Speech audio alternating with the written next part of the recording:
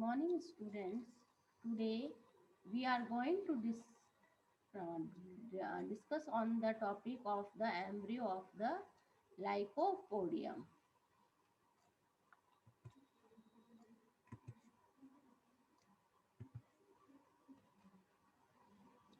As we know, the development of the embryo in different species of Lycopodium has been described by True in 1884, 86, and 1890. Bruchman also described about the development of embryo of the Lycopodium in 1910 and Holloway in 1909. The early developmental stages in different species of Lycopodium are in early stages are almost similar, but in later embryo development differ in different species. The zygote first, this is zygote. It divide transversely to form an epibasal cell and a hypobasal cell. This epibasal cell may or may not take part further in the division. After the formation, it elongates further and form the suspensor. Then after, it may not take part in the embryo development. The lower hypobasal cell, which divide vertically in at to vertically division at right angle to each other and form the quadrant of four cells. So here you can see this is the suspensor and it is the two vertical division of the lower hypobasal cell. So this epibasal cell suspensor pushes these lower cells into the archegonium. So the development of the embryo is also endoscopic in nature. Means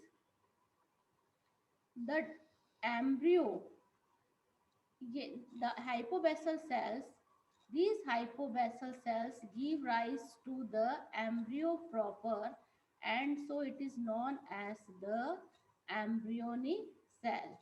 The polarity of the Lycopodium embryo is thus endoscopic, means the shoot apex is directed towards the base of the archegonium. The embryonic cell by two vertical divisions at right angle to each other give rise to four cells. This is cell, and each of which then divide transversely to form eight cells arranged in two tiers.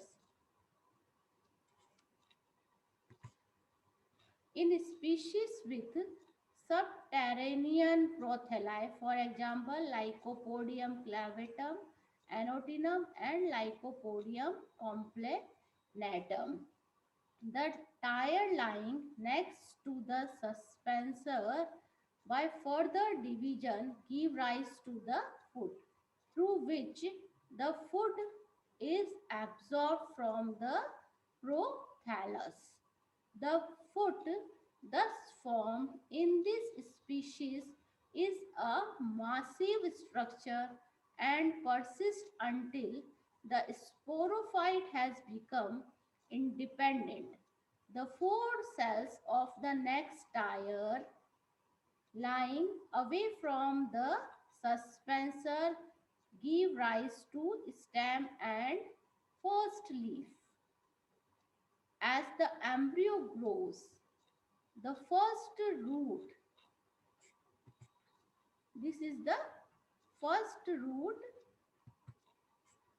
develops from the endogenously by the leaf quadrant, by tissue produced by the leaf quadrant.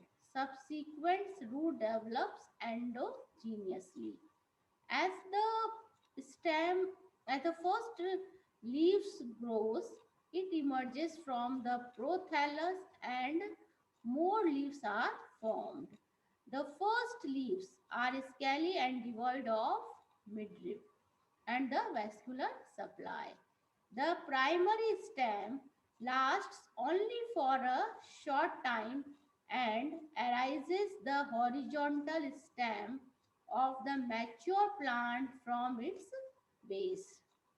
The whole process of the embryo development is very slow and many years may take before the sporophyte reaches the surface of the soil. The embryo remains dependent for the nourishment entirely upon the large prothallus for a pretty long time. Here you can see the scale leaves emerges out from the stem, and these are the roots which develops endogenously from the tissues of the leaves. In the species, in the green species with green surface leaving protheli, for example Lycopodium cernuum and Lycopodium inundatum, the tire of the four cells next to the suspensor develops a foot which consists of a few cells only. This is the foot.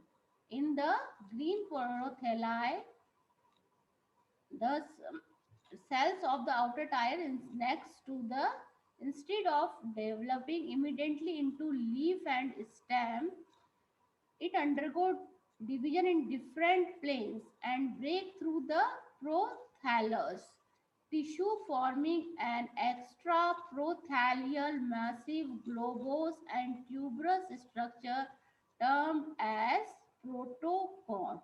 This is the protocone.